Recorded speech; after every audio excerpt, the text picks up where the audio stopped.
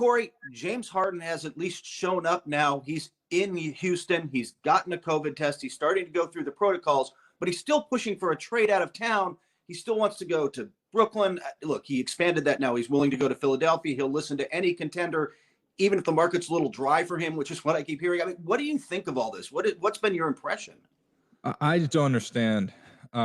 I know he wants to win, and I know that you look at the history of recent championships in the NBA. You spend 7-8 years a place, you can't really figure it out, so then you team up with superstars to win a championship. I understand it's the blueprint for the 2010s and even the late 2000s, but I just don't understand this move because where would he go? Where would he go? When you look at the things that the Rockets are demanding, in return, or at least their asking price, it's a lot. It's like franchise cornerstone, young talent early on rookie deals, a boatload of first-round picks. Which teams can even offer that are contenders? And I don't know if there's a big list. There's a really small list. I mean, Brooklyn, frankly, can't unless you consider Karis LeVert an anchor. And by the way, they don't have a ton of picks. Philadelphia is the team that comes up because you could throw Ben Simmons in, right? You could Ben Simmons, Matisse Thybulle, maybe Shake Milton, and some picks, but Philly actually wants to see what they've got. Like, I keep hearing Philly's like, no, man, let's run this season. Let's see what it looks like. Now, if they get to the deadline and they're ninth in the East, maybe it's a different story. But right now, they're kind of like, no, we're not throwing all of this future up for James Harden, who, by the way, can walk in 2 years. Like, if you're getting him, you've got to find a way to make sure he's extended. And by the way, Corey, when a guy's not showing up, off partying with little baby in Atlanta, then showing up in Vegas at clubs very publicly, like, are you comfortable bringing him in this situation? It's not a good look. But I think, when you're looking at what he turned down a $50 million a year extension. So obviously money is not the issue, right? Obviously he wants to win.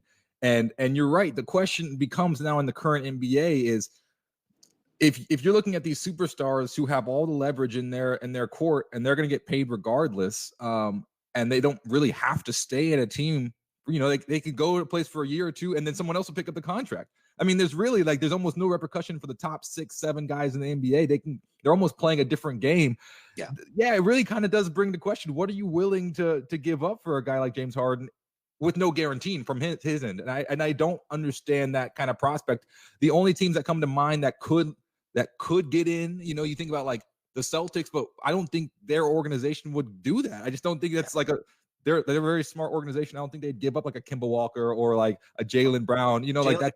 It would be Jaylen Brown and Marcus Smart and picks. And that's what I'm saying. Like you don't do that. And then I'm thinking there's just no other team. So from my perspective, I think the best move that everyone can do is just wait.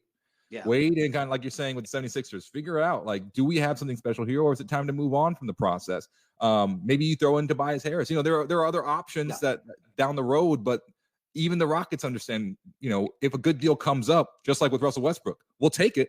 But there was that time for a couple of weeks where they weren't even talking. The agent forced the conversation. So I think it's going to be the same situation in Houston. Yeah. Houston's got no rush to trade Harden. He's got this was his mistake. He's got 2 years left on his deal. He comes off as the bad guy. Remember when Anthony Davis did this, Rich Paul stepped in front of him and kind of took the bullets, right? Like, oh, I'm the bad guy. I'm pushing for this. Anthony Davis is just showing up wanting to play. Harden hasn't had that guy, and it just doesn't play well. Yeah, and I don't think James Harden really cares. I think he's just about the game of basketball, and I don't really think he cares about anything else. But as far as like the media and all, like the perception. But it's just a really tough situation. And I'm thinking, okay, well, they're bringing in John Wall. You want to see what happens in Houston with James Harden and John Wall, but is it going to be a holdout situation? Does James Harden not play? And then so this is something that I'm very curious to see what happens.